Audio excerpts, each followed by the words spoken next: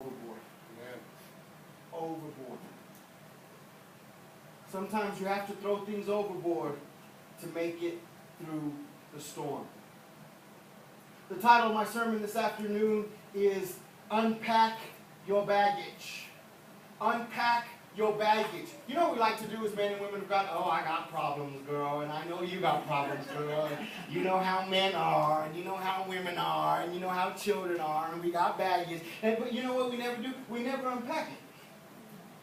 We never unpack it. We continue to just say, well, as long as you screwed up. The other day, I wanted to talk to one Christian. I said, man, you Christians, you screwed up. I'm really going to heaven. I got like a spot sewn up. Because if you're going to make it, and you're crazy, I ain't half as crazy as you. I'm definitely going to make it. Right? So yeah, and it's almost like we got to go back. We got to unpack our own bags. We got to unpack. We got to figure out what's going on in your life. What's the storm? What's the storm? What's the problem? What's the problem that we are short every month on our bills? What's the problem that our relationships are so rocky? What's the problem that our kids ain't listening to what we say? What's the problem that we can't get ahead in life? What's the problem that we still cry by ourselves? What's the problem that we still mourn for those things that God has taken out of our life? What's our problem we still struggle with addiction? What's our problem we still want people to like us? What's our problem we still wonder what our old friends are doing? What's our problem if we wondered if we settle? What's our problem? What's our problem? You got baggage, baby. And it's losing out the seams, and it's affecting your life, and you were stuck in a storm. And I was saying about all these storms, in the spirit, all these storm clouds, like, you guys be seasick, man. Sometimes the phone ring, I'll be like, the storm's coming. What's in your suitcase? What's in your suitcase? Well, we know you got baggage, but what's in it? What sort of baggage you dealing with? You ain't got to be honest with me. But be honest with yourself. What kind of baggage you got? You know what, if you can't handle drinking, don't hang out with drunks. Talk to me now. Talk to me. You know what, if your friends cause you to cheat on your spouse, then you know what? They ain't your friends. Now?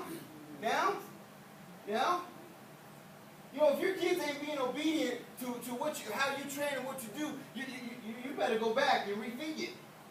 Go back and rethink it. Go back and rethink it. Say, you know what? Wait a minute now. What's in their life? What's it? Can you imagine? Imagine the prodigal son comes and he asks the father for half his inheritance so he can go out and live however he wants to. And the prodigal son was smart enough, which now kids in 2015 ain't as smart as the prodigal son. The prodigal son was smart enough to leave the country to disrespect his father. Kids nowadays move across the street. Yeah. They move across the street. They party, she said, in your own house. Yeah, they party.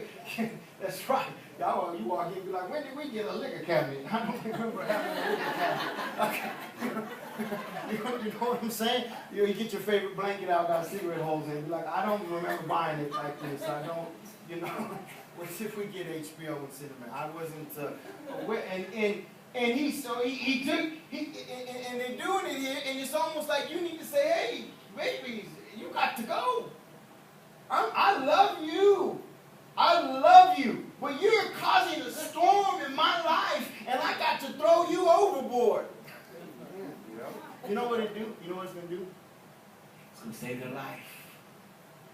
The best thing that could have ever happened to me was hitting rock bottom. Hitting rock bottom was the best thing that ever happened to me. If I never hit rock bottom, I would have never bounced back up. Let's go to Nehemiah chapter 4. Nehemiah chapter 4. Watch this. Nehemiah chapter 4, verse 17 says, those who built on the wall and those who carried burdens loaded themselves so that with one hand they worked at construction and with the other they held a weapon. With one hand they built their future and with another hand they protected it. Now, if you walking around, church, if you walking around carrying your baggage, then you are either not working on your future or not protecting it. got two hands. You got two choices. Now, you can either work on your future and build your wall to protect against the enemy, and in the other hand, you hold your sword in case he brings a sneak attack and you prepare. But if you are carrying around in one hand your baggage, that means you either don't have a sword to protect yourself or you are not working on building your future. Yeah. Come on. Come on. So how can you fight if you're carrying around baggage?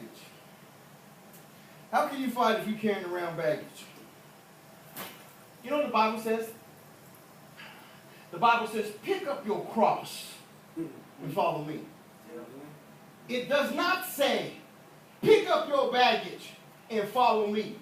We are not going on vacation. We are not going to the airport. We ain't going to the bus depot. We ain't driving to Las Vegas. We are going to follow God according to his honor. And he said, you can't pick up your baggage and pick up your cross at the same time. You either carry your junk or you carry my love, but you can't carry both. And I'm going to cause a storm in your life until you realize I need to lighten the load because I've been trying to carry both for too long. So the title of the sermon is Unpack Your Bag. So unpack your bags. So I think for some of us, you need to unpack your bags. You need to go home, preferably all alone. Because if you go with someone, I know when me and my wife start unpacking our bags, I'd be like trying to peek. Be like, ooh, I knew you was carrying that for a long time. I knew that. I knew there was. I knew you didn't trust me. I knew that. You know, I'll be unpacking half mine. Be like, okay, babe, I'm done. Let's finish yours. So you gotta go alone. Gotta go alone. Put yourself in your prayer closet. Start unpacking your own bags and be honest with yourself. See, because when you get to unpacking your bags, you know, you get to unpack it. Have a Bronco shirt no matter where you go, you know, and real towel. Then you know you unpacking your bags, and you know, and if you're really honest about unpacking your bags, you know, you might run into some things that you don't want nobody to know about. You know what I mean? We better save you this experience. Right. It's easy to pack in your bag. You know, you got to have the Abercrombie and Fitch, man. You know, I don't care where you go at stuff, man. You know, because what happens is you pack for the wrong occasion. You pack for the wrong occasion. You know, God sent you out to battle. You need the full armor of God to go into battle. You show up with some Abercrombie and some flip-flops, and the devil kick your tail all over the place, and you come back thinking, how the heck did that happen? Well, you didn't dress for the right occasion. I told you the storm was coming. I told you it was going to be hard. You knew this wasn't going to be easy. You knew there were going to be tough times ahead, and that's how you dress. Come on. I remember one time we had a football team, man. I told one of my cousins, I said, cousin, come out and play with me, man. He said, I'm going to come out and play with you. This dude showed up in hiking boots. Hiking boots to play football, man. I said, are you serious? He showed up in some lugs, man. He had lugs on, was going deep for a pass. I said, you can't play on my team with lugs. You dressed for the wrong occasion. And you want to go lay some asphalt or hang some drywall or something, you in the right place. But if you want to tackle somebody, you ain't going to do it in lugs. You dressed for the wrong occasion. You got to go home, unpack your bag and say, did I pack for the right occasion? You know what pops up every once in a while? You know what we carry around with us? Devils. You know, religious spirits and lustful spirits and prideful spirits and hateful spirits. And we don't want to get rid of them, man. It's like honey, we're leaving. Okay, baby. Where I put that demon at? I ain't leaving without my devils. Oh, there he is. Come on. Come on, lust. Come with me.